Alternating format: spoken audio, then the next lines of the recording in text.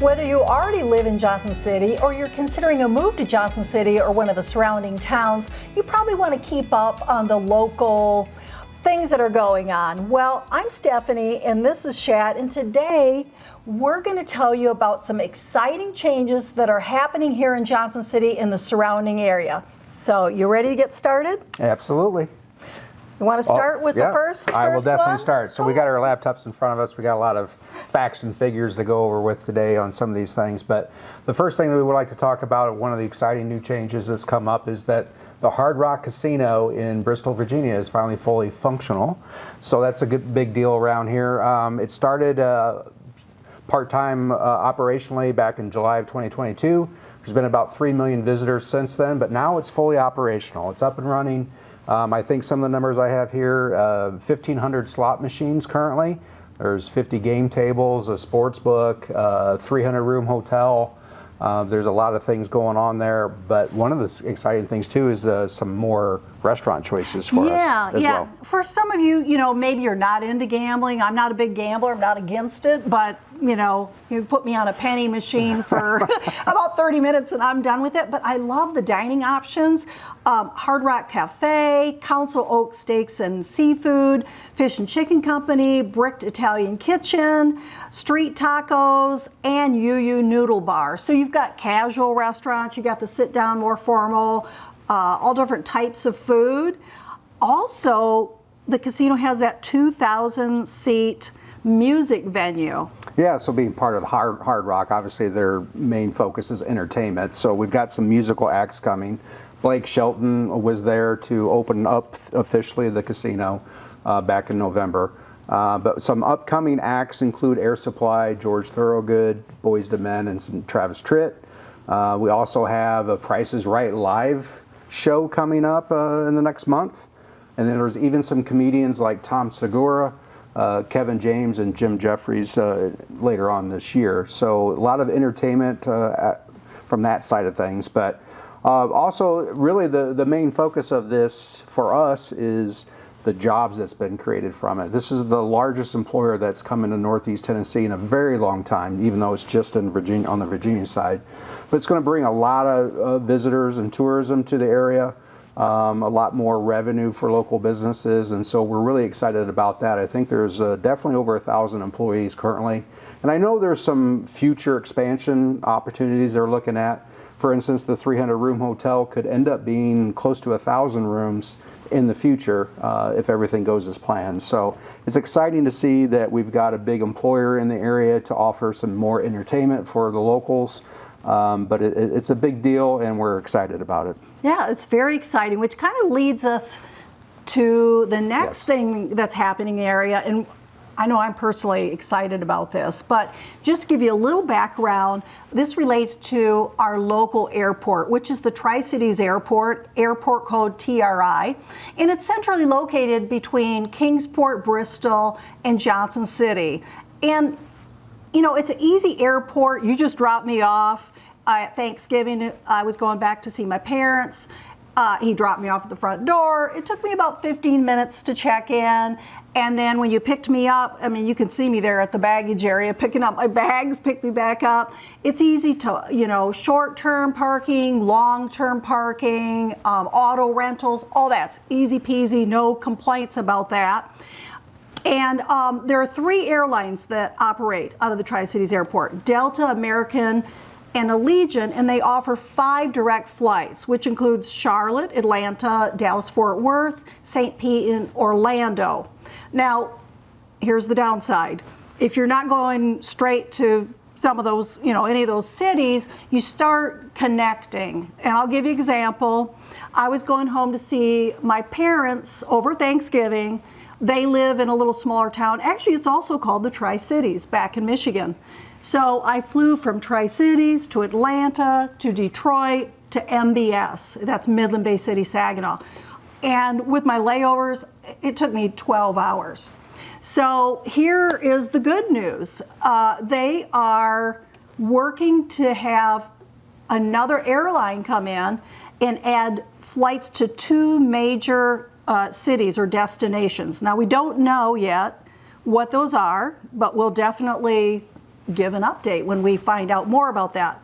But what's happening is currently Bridge and the Tri-Cities are working together with the airport to try to make this happen. And they have to raise $2 million. They have to have an incentive to pay to the airlines because it takes them a while to make any money. So they're working on that. And, you know, some different businesses and so forth are making contributions. I know Sullivan County has already pledged $240,000. Also, other exciting news along with this is they're using a $900,000 grant to bring an airline in for flights from Tri-Cities to Chicago. So they're currently working with all the airlines that fly in and out of Chicago to figure out who they're going to be able to incentivize and bring to this area. So that's super news. I just want to add that a lot of people do fly from Asheville also, which is about 70 miles away, and Knoxville, which is what, about 80 miles away, depending where you live in the Tri-Cities. And those are great airports too, but you know, then you have the drive. And they've realized that, you know, the Tri-Cities area, the airport is losing a fair amount of business to these two other airports. So we'll keep you posted on that one. We're real happy about that. So what you got next? Well, next, something I'm super excited about. Again, we're known more for this area for being outdoorsy, tons of things to do on, you know, hiking, biking, trails, you name it, mountain climbing. This is something that's super exciting to hear. So we already have the longest Rails to Trails project in all of Tennessee. It's called the Tweetsie Trail. It connects Johnson City to Elizabethton currently. It's about 10 miles. But there's been some recent funding approved to help extend that trail. So right now from Elizabethton, so that would be east of Johnson City, it's going to extend up to a town called Hampton. That's currently being worked on right now, and I think the project's going to be done at the end of this or sometime this year. Mm-hmm. They're spending. There was a grant for like $6 million to spend towards this. Now that's going to eventually also extend up to Roan Mountain, which if you're not familiar with that, but most people are around here. It's one of the tallest mountain peaks on the eastern seaboard.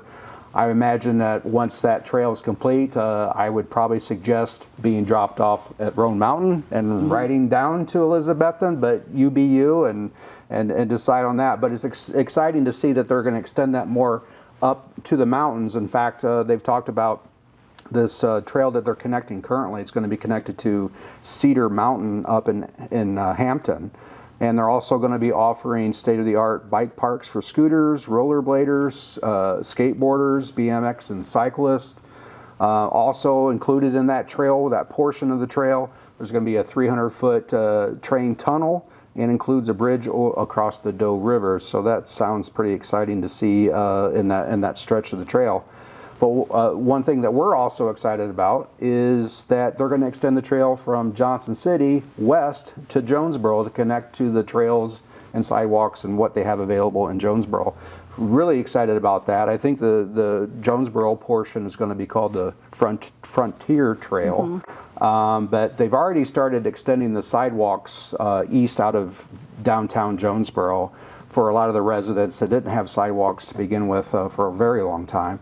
But they're already extending those, so it's just a matter of time. They haven't announced when that project's going to be completed. I don't even know if it's officially been started yet, but I know that things are in motion for that.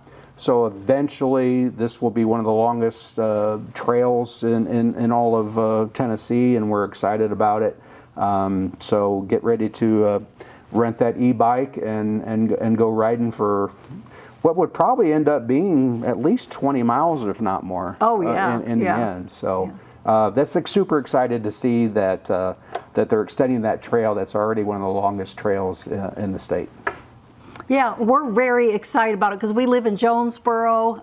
We're excited about that because we already have a walking trail into historic Jonesboro, so we'd be able to hop on that. And it sounds like we got plenty of time to get in shape before that all happens. So we'll work on that part. Okay, here I know you want to talk about another thing, the West Walnut. Yeah. The next thing is specifically for Johnson City. There was this project has been ongoing for a couple years, 2-3 years now. It's part of the revitalization efforts of downtown Johnson City. Now, they've been mostly focused on the core area with all the restaurants and parks and stuff they've already put in play. But what this is going to do is connect the East Tennessee State University's campus to the downtown. It's about a 5-block corridor.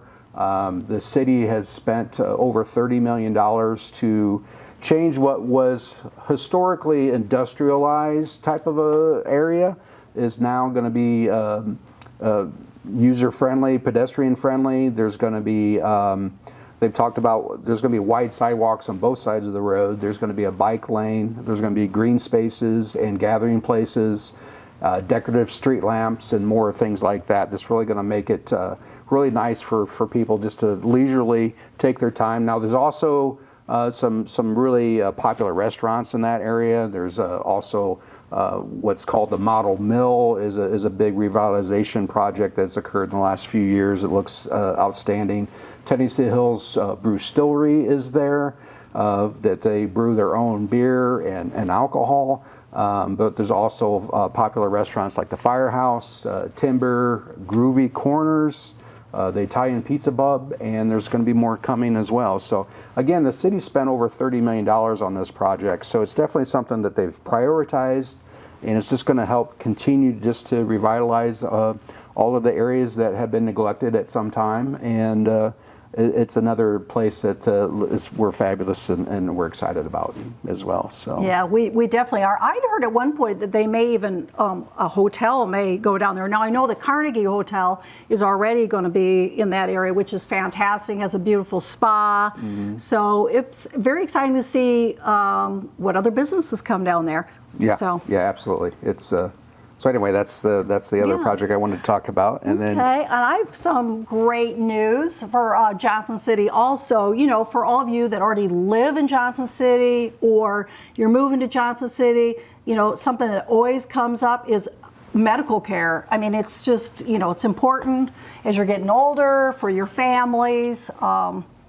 I know I'm always adding one more doctor every year to the list, but just a few things I want to bring up about Johnson City's medical care before I get into the great news is Johnson City Medical Center is one of 5 level 1 trauma centers in Tennessee. So that's great. You know, a lot of people like to know about this. Also, Johnson City has the highest number of primary care providers per 1,000 residents in Tennessee. So no shortage on doctors, and I've never had a problem, you know, personally finding a doctor. But here's what's happening. The emergency department at the Johnson City Medical Center is being expanded. It's actually a $60 million expansion. So this is a big, you know, big deal, really. Yeah. And it's going to increase the number of emergency department patients by 50%. And they're planning to have it all done by 2027. And they've said, you know, they've outgrown the space, and the new ER will give more privacy, treatment rooms, and a better experience. And, you know, we do see some complaints about Johnson City Medical and Ballot Health. A lot of times, you know, I think more often not relating to the emergency department. So this is fantastic news. Now, another thing that's happening is the cancer center is being expanded in Johnson City. And you know, this is so important. All of us have probably either had a family member or someone close to us or ourselves that had to deal with, you know, fighting cancer. So they're going to be adding a $6.5 million expansion over in Johnson City to the Cancer Center. Now, some of it's already been completed, so that's great news. The part that's been completed, it includes 11 additional exam rooms, a dedicated work area, an expanded in-house pharmacy, 3 new physician offices, and an expanded registration area. So that's already been done.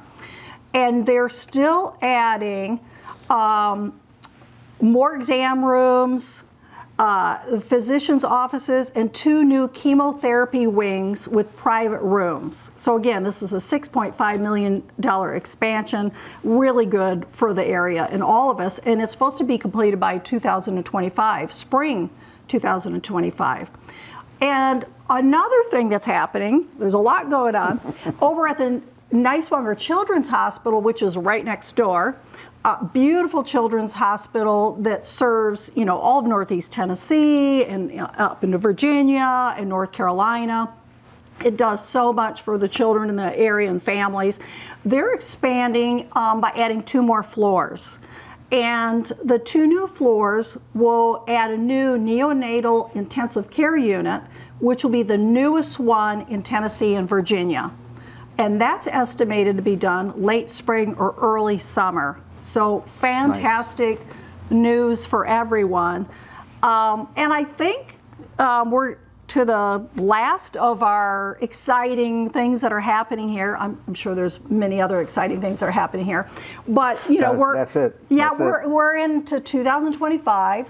The election is over. The holidays are over. And a lot of you are asking what's happening with the real estate market. So Shad, you want to give us an update? A little bit of mix of good and bad, but mostly good. I mean, we're really positive looking into next year, or this year, sorry. It's already this year. 2025. We have a local market expert, Don Fenley. I follow him a lot. He's my local data nerd. I'm a data nerd. We like numbers, but he's really good about really putting everything in perspective. So if you follow him and understand some of these numbers, I'm going to throw a lot of numbers at you, but really in the end, the takeaway is it's going to be a positive year versus what we've experienced. So he basically had stated that it's going to be a more balanced market for buyers. We're trying to get this market back to, and it's getting closer back to what it was prior to the pandemic. Which means more supply of houses to choose from, more choices for buyers. It's been one of the things that we've had to struggle with from time to time of dealing with a very small amount of inventory, and we'll get into some of that reason why here in a little bit. But also, it's just really good news. There's going to be some more choices for buyers this year. He did point out that the most competitive price point right now in all of Northeast Tennessee is $300,000 to $400,000 price range, which amounts to about 22% of all Johnson City's listings currently. So it's one of those things that, again, is most competitive, is considered the sweet spot for some people.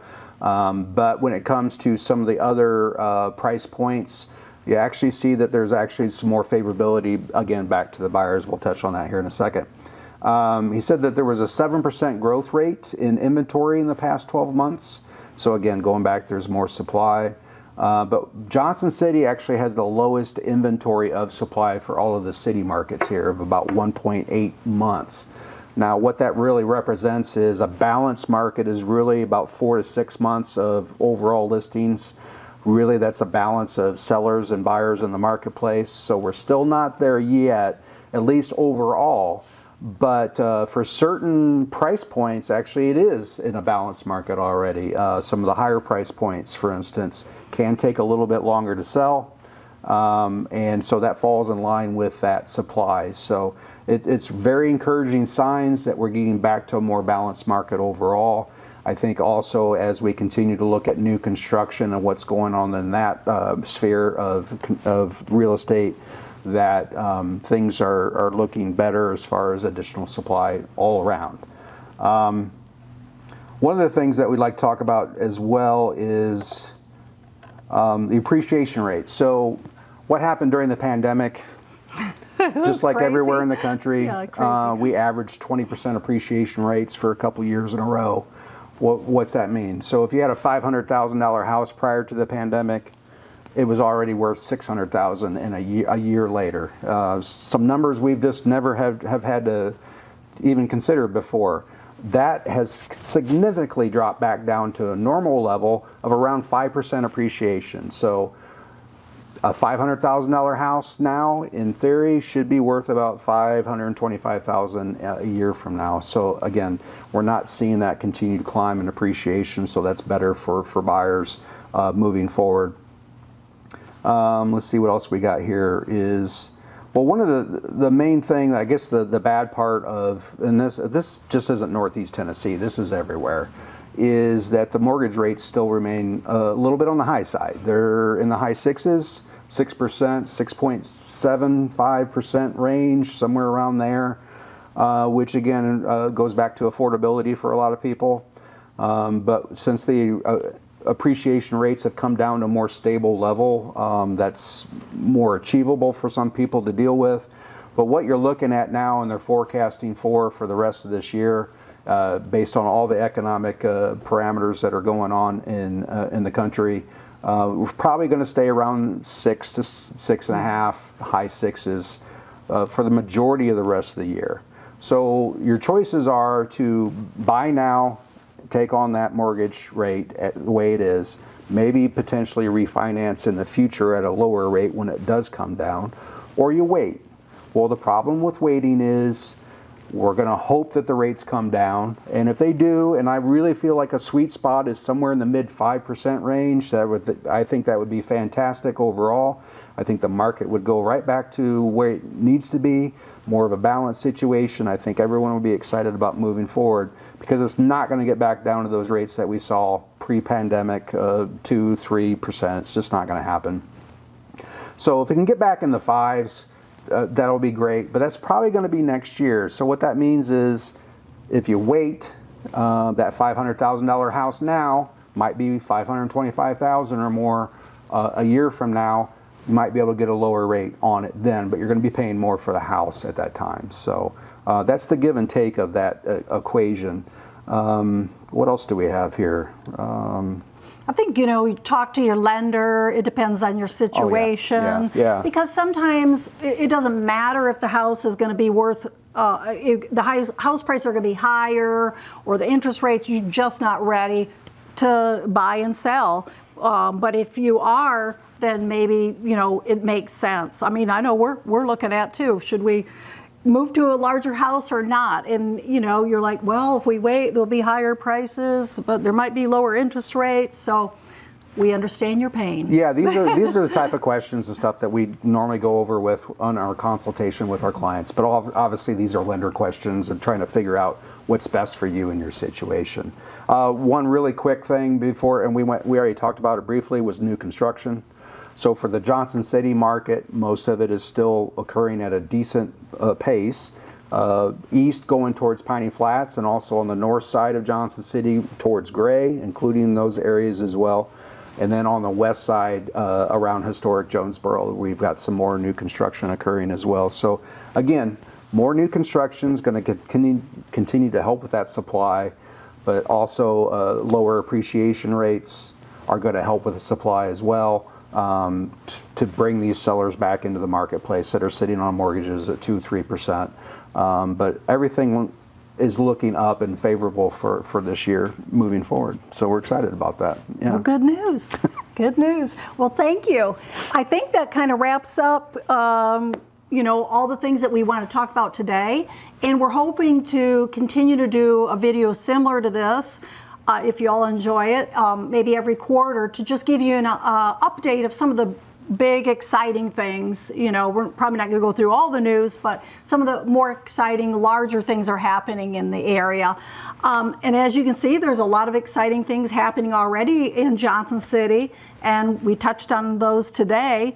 And if you want to learn more about living in Northeast Tennessee, subscribe and follow our YouTube channel, Living in Johnson City, Tennessee. I'm Stephanie, and this is Shad. We're with the Freck Group at Greater Impact Realty, and we specialize in helping people like you that are living across the country and you're thinking about moving to Northeast Tennessee. And if you have questions, which I'm sure they do, feel free to give us a call, text, or email. A member of our team would be happy to help you. And like I always say, Shad, it's never too soon to start planning your move. We hope to see you here real soon.